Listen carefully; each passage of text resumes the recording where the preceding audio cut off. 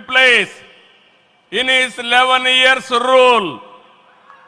According to IMF, our country is expected to surpass Japan and reach 4th place this year.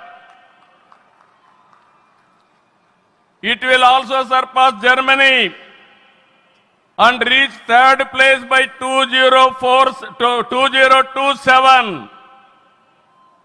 Now, 2047, through Vikasit Bharat, our Prime Minister is planning to make India number 1 or 2. That is possible only with Narendra Modi ji.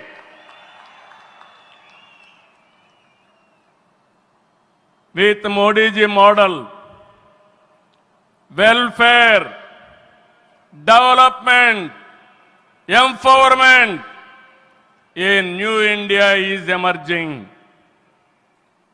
In this last 10 years, people have been empowered and 15 crore people have been brought out of poverty. That is his greatness. One side development, one side eradication of poverty. That is the philosophy, ideology of our Prime Minister.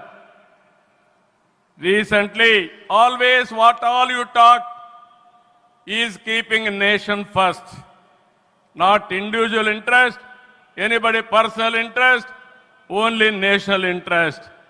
Sir, we are all proud of you. Yesterday, Cabinet, you have taken one more revolutionary decision, that is caste census. It is a big game changer. I am confident you wanted to help the poorest of the poor, and also you want to bridge the gap between haves and have-nots. It is all possible only with you, with your public policies.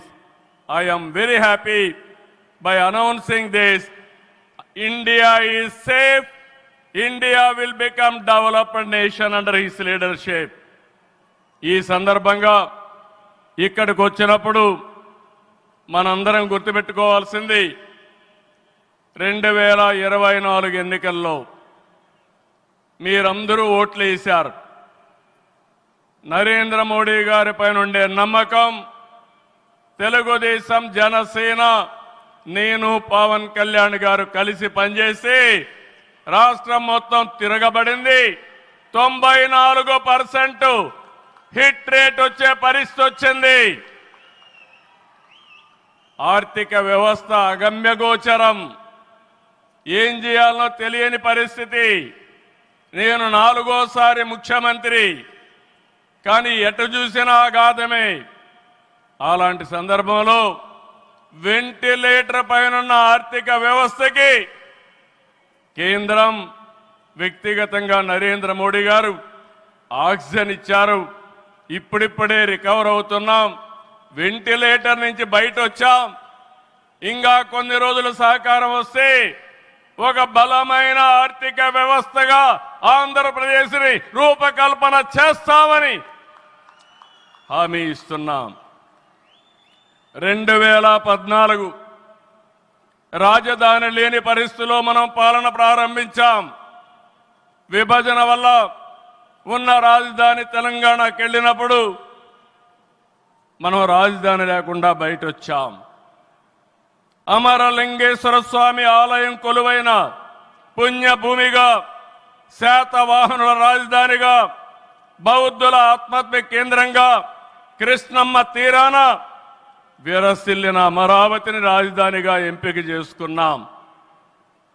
Amaravati కేవలం ఒక నగరం కాదు, 5 కోట్ల ప్రజల sentiment. ప్రజల ఆత్మ గౌరవానికి, ఆత్మవిశ్వాసానికి, ఆశలకు, ఆకాంక్షలకు ప్రతిరూపం.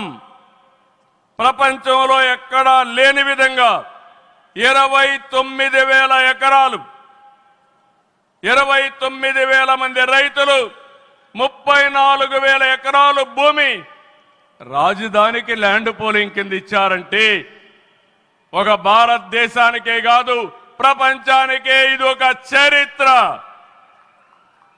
అలాంటి నిర్మాణం తలపెడితే దానిపైన మనం చూశాం విధ్వంసం 5 సంవత్సరాలు. ఇక్కడ రైతులున్నారు, రైతు కూలీలున్నారు, రైతు మహిళలున్నారు, వీరోచితంగా పోరాడారు. మీ పోరాటం వల్లనే ఈరోజు అమరావతికి మళ్ళీ పనుల పునఃప్రారంభం అయిందంటే అది మీ అందరి విజయం అని మరొక్కసారి విజ్ఞప్తి చేస్తున్నాను. బాధలు పడ్డారు, అవమానాలు పడ్డారు, లాఠీ దెబ్బలు తిన్నారు, జైళ్లకు పోయారు. అయినా కూడా ఎక్కడ కూడా మీరు వెనకాడలేదు. Hands of.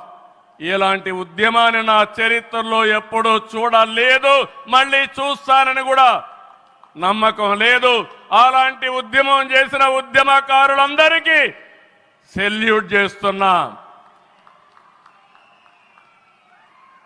2024 ఎన్నికల్లో ఏకపక్షంగా ఇచ్చిన ప్రజా తీర్పుతో అమరావతికి మళ్లీ ఊపిరి పోసుకుంది.